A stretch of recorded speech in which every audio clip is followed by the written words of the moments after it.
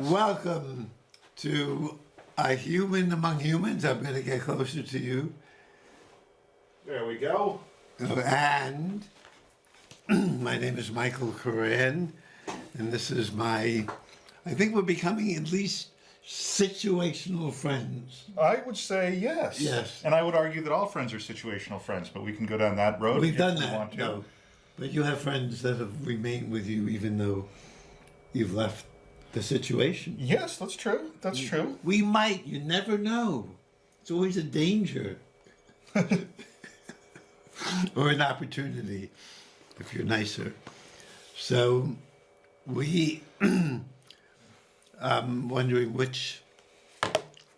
Yes, which poem? And I know you wanted me to bring these up and I apologize. Yes. I had to send a text, an important text concerning dinner. Yes. Yes. Yes, let's get down to the nitty gritty. But now we're ready to go. Yep. And I'm going to go into my email here.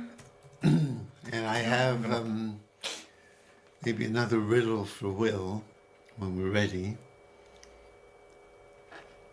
So you have sent me, and you tell me which one we should open here. Mending Wall. Maybe call me by my true names. I would love to hear. I love bringing in poems. I love to hear what Will Kurtz, who is the heartbeat of America. That's true, yeah. Yes. And not a lot of people realize I am the literal heartbeat of America. You are Peoria, Illinois. The bowels of Americana's yestermorrow. That's what we're doing here. Wow. That's what I am. Deep, the bowels of yesterday's tomorrow.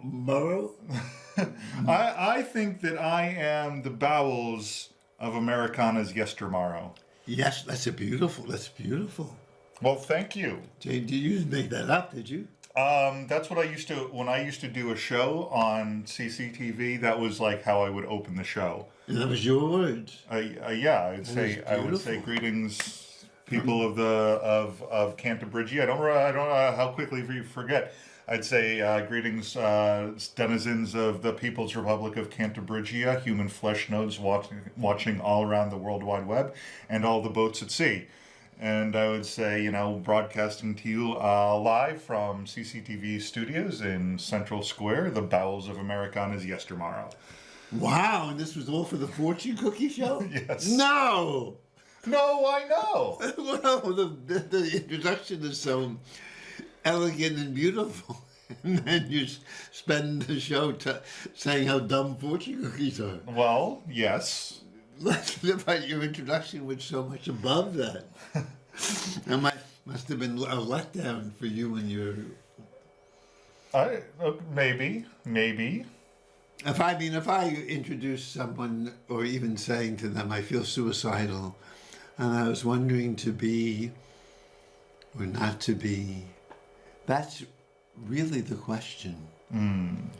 And then spent the rest of the show showing how to make shepherd pie. Oh. That would be a bit of Yes. a cognitive dissonance. But I like shepherd's pie. I see. That's why you now know why this man is the what is it? The bowels of Americana's yestermorrow. The bowels of Americana's yestermorrow. I love it. Thank you. What do you think shepherd's pie? Like, what do you define as shepherd's pie? I was disappointed. I loved it the first time I had it. I won't even say the restaurant. And I loved it at Veggie Galaxy. I guess it's potatoes. Veggie Galaxy, but Yeah. that would be a different twist. But please, I'm sorry I interrupted you. Potatoes and vegetables. Yes, and I believe there's supposed to be some sort of meat in there. Yeah, if they're they not getting make it at a vegetarian restaurant. kind of their own vegetarian meat that didn't work too well. Yes, when I was a youngin', I thought, because the first time I ever had shepherd's pie, it was corn, like yellow corn niblets, ground beef, and mashed potatoes, and I thought that's what it definitively was. And then when I grew older and I had shepherd's pie at other places, it's not always exactly that, and I think it's actually traditionally maybe even supposed to be ground lamb and not ground beef. Shepherd, yes. Yeah. Very good. So So anyway, but I digress. Maybe we can encourage you to watch us with. We're taking off articles of clothing as we speak. Now, why don't you? Would you mind reading this poem Earth, no. Call me by my names, by my true names? by my true names. By Thich Nhat Hanh. Yeah, should I bring it up on the thing? Oh yes, here? bring it up on this so that the. Oh, I don't think we've got the. We don't have the thing. It's not working. Yeah, it's not. It looks like it's. We don't have it available today, so I can't show. So we can't show it on the screen, but I can. I can hold it up. Oh, we did that once. Yes. Oh my! I worked so hard. Life is, but we can handle it. We're humans. Oh, people can't read that, can they? You have to stand. You have to move up, I have to move up to the Yes. front there. Yeah. and then I have to read it, or I will move up. Well, Hold on. I think if I put some light on the situation there. we're not impressing you with this show so far, I'm afraid, at all. There we go. And you want to read it? You can read it too, huh? Call me by my true names. Do not say that I'll depart tomorrow, because even today I still arrive. Look deeply, I arrive, Go, Will. in every second, to be a bud on a spring branch, to be a tiny boyd with wings still fragile, learning to sing in my new nest, to be a caterpillar in the heart of a flower, to be a jewel hiding itself in a stone. I still arrive in order to laugh and to cry, in order to fear and to hope. The rhythm of my heart is the birth and death of all that are alive. I am the mayfly metamorphosing in the surface of the river. I am the bird which, when spring comes, arrives in time to eat the mayfly. Now, Michael, you know we did this poem the last time I was on your show. Just part of it. Just part of it. Yes, we now have it all. So we now have it all. So, because I don't want to do the part that we got stuck on last time, so I'm going to skip over that. If No, that's be the okay. frog swimming. I am the frog. We're getting to the end of what we've done. And the frog swimming, yeah. Yeah, yeah. But I'm going to skip over the 12-year-old girl part. No. You can read it if you want. I I'm will. not comfortable reading that on TV. Okay, good. I will. Okay. But be the frog still. Should I keep going now? Good. Do it. Do it. Do it. I am the frog swimming happily in the clear pond. Yum. I am also the grass snake who, approaching in silence, feeds itself on the frog. I'm a child in Uganda, all skin and bones. My legs, come closer. Oh, there you are. My legs as thin as bamboo sticks. And I am the arm merchant selling deadly weapons to Uganda. I am the 12-year-old girl refugee in a small boat who throws herself into the ocean after being raped by a sea pirate, and I am the pirate, my heart not yet capable of seeing and loving. I'm a member of the Politburo with plenty of power in my hands, and I am the man who has to pay his debt of blood to my people dying slowly in a forced labor camp. My joy is like spring, so warm it makes flowers bloom in all walks of my life. You can take it away now, yes? Yeah, I like your reading. Your Okay. reading voice is much better than mine. My pain is like a river of tears, so full it fills the 4 oceans. Please call me by my true names so I can hear all my cries and laughs at once, so I can see that joy and pain are one. So please call me by my true names so I can wake up, and so the door of my heart can be left open, the door of compassion. Wow. What do you make of this? Well, I like how you read poetry. I never feel like I know how to read poetry aloud. And I thought that, your rendition of reading this poem, I think gives it some more gravitas than when I was reading it. You can try again if you want. Just put all your feelings into it. I think there's still an empathy towards this sea pirate rapist that I'm not comfortable with. Because?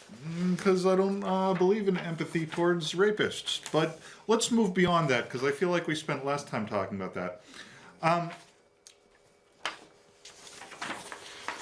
Well, what does this poem mean for you? I'm not quite there yet. I'm getting a little closer. Okay.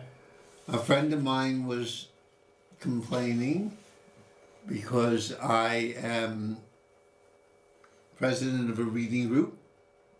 Mm-hmm. And we elect officers. We're very organized. Okay. You're president. Do you have a treasurer? Yep. Do you have a secretary of reading? Yes. We have someone who reads, someone who helps us select the books. Excellent. And he was unhappy that he wasn't on the board. No. He said he's done a lot for this reading group. Uh-huh.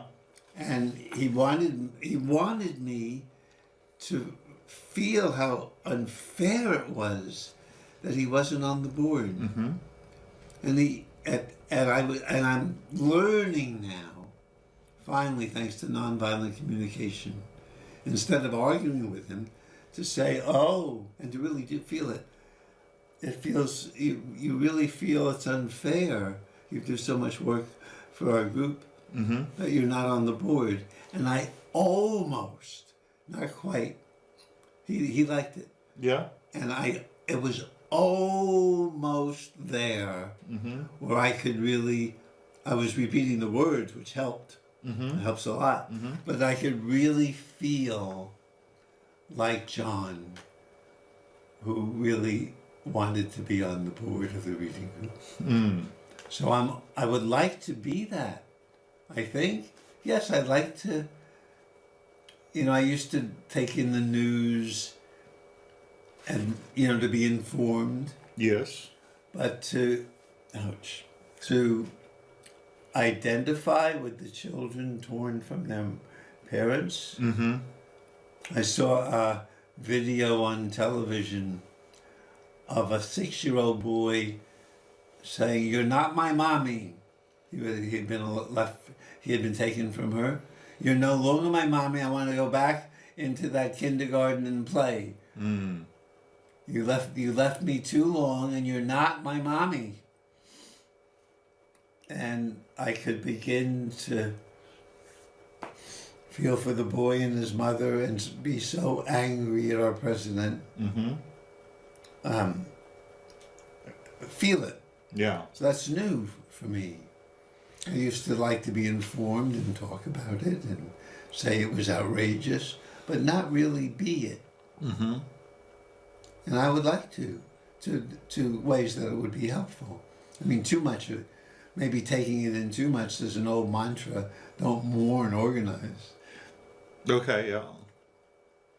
So I think this is what it means. I mean, Jesus has this great, these difficult words for people. He's dividing the nations into sheep and goats. The sheep will go to heaven, the goats have had it. And this is how he divides them. I'm afraid to say this. He said, he's telling his students this: "Did you feed me when I was hungry? Did you visit me when I was in prison? Did you help heal me when I was in the hospital?" And this student said, "We never saw you hungry. We never saw you in prison. We never saw you in the hospital. And he says, anybody who's in the hospital trying to heal or dying, that's me.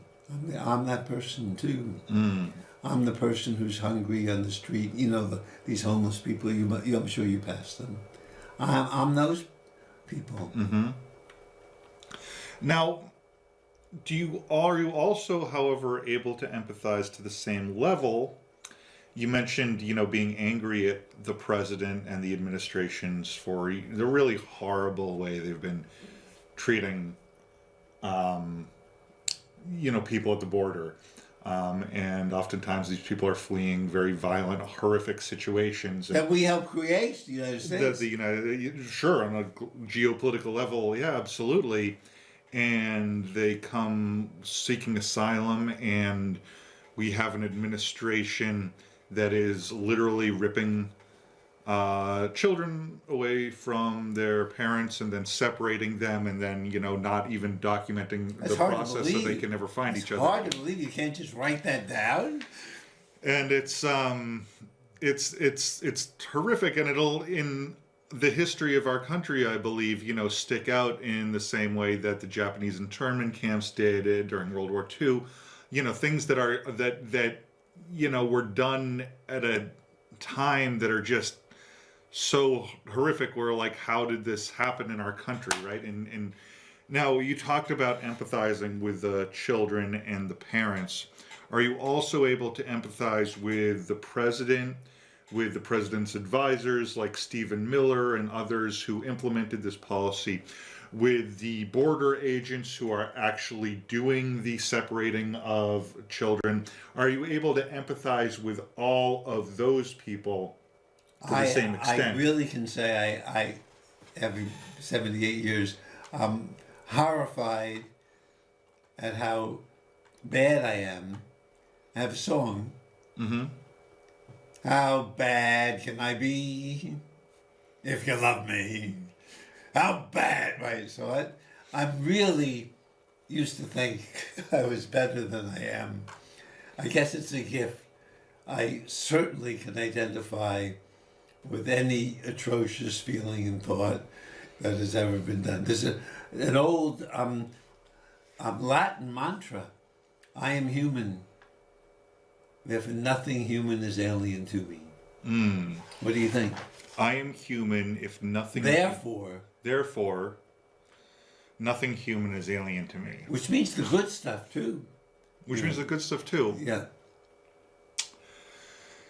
It's difficult because in the same way, and we talked about, the rapist pirate. I mean, there's certain things that I just can't empathize with because I think that they're just... And you don't have that in you. I don't have what in me? Being a rapist pirate. You could be a pirate for sure, I think, yes? Yeah, maybe. No, you've never had the feeling of wanting to rape anybody? No. You see, you're a good person. You're not... You see, I thought I didn't either. And then I was... I was horrified one lonely winter night when I felt that towards someone. Horrified. Now, I mean, I should clarify, I certainly have thoughts that are sexual in nature that I wouldn't act upon, but I think in in the fantasy world, it's like, I don't know, consent doesn't really enter the picture, but on practical terms, right?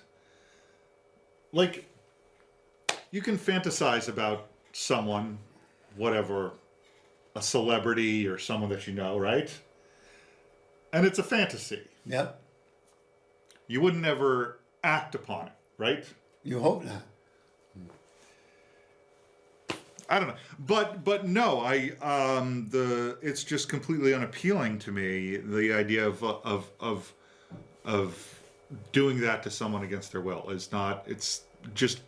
Oh. I find the thought of doing the mental exercise of putting myself in that position. Yes. I find that a little horrifying.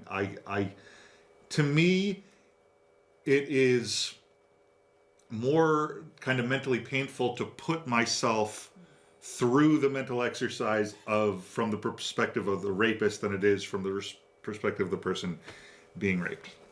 It's harder. It's easier to identify with the person being raped for you, Yeah, absolutely. Yeah. and not. So in the same way we were talking about, the kids at the bar, it's very painful to do what you were talking about, to put yourself in the position of, first of all, if you're one of these sort of people coming to seek asylum from whichever, Central American country you came from, through Mexico, whatever existence you lived there was also very horrifying.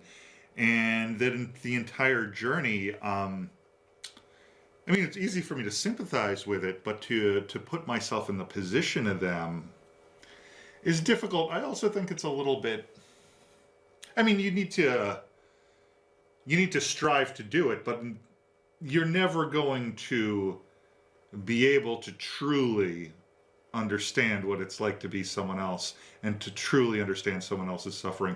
And I think to say that you can is maybe a little arrogant. I love it. I have a good friend who might say that. Now, in the movies, it's not hard at all, though, is it? If we have a hero who's undergoing torture, or a child, or someone being raped in a movie, right? There's movies like that. Yeah. And in the darkness, and the big screen, and the music, it seems that people do. Yes, I used to bring a sweater when I was 6 to the movies because I didn't want to see it.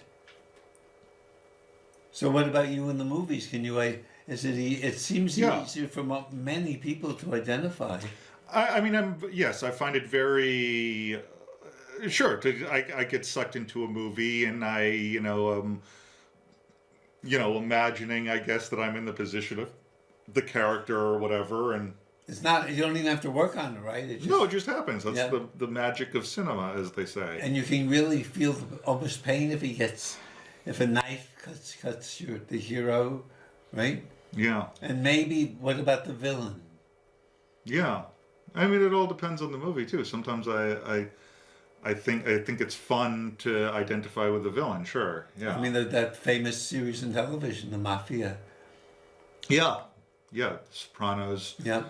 And then of course I think that's there's a whole thing of walking that line, and there's the thing about the flawed protagonist or if you make your central character a bad person, but the audience still identifies with them. Yes, that's it. Yeah. Yes. Yeah. But I think that there's a sort of artifice to that whole thing. If I were, the more realistic something is, the less able I am to identify with the villain. And if I watch a documentary where it's actually real, it's harder. Yeah. That's it. Very interesting. Well, thank you. I love talking to you just to get your perspective, which I really think is the heartbeat of America.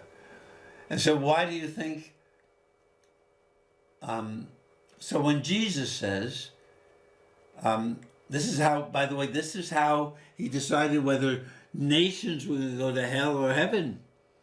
Did you feed me when I'm hungry? Mm-hmm. Did you visit me in prison? This is more documentary-like, right? Did you comfort me in the hospital?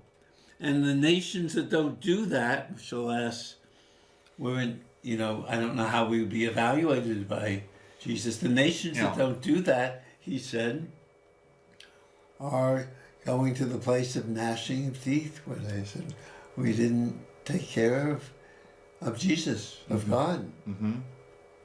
So what do you think of that?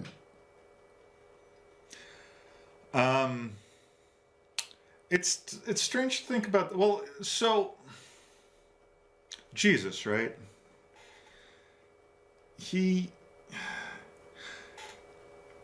I'm not sure if I have an answer for you, but has me thinking about something that is, you know, religion. Let's say Christianity. Let's focus on our country, and the most prominent religion in our country is Christianity. We got a minute for our first show now. Oh my goodness! Time flies when we're having fun. Wow! But we'll be back for the next half hour. We will be. But you have a minute still to continue. My thought is that a lot of the people who are Christian aren't very Christian, right? Yeah, but that's And thus has always been. There's always some good ones, though. There is always good Christians, really devoted Christians. Let's talk about those, I think. But what about what do you make of him saying that? He is saying that I am the homeless person, right? Well, I mean, I Very guess if close you're to- Jesus, you can get away with it, but Thich Nhat Hanh is saying that too. yeah, I don't know. The point. Well, we've got a 10 seconds, so we're going to come back to that point in 3 minutes, right? Let's discover who are we really. Yes.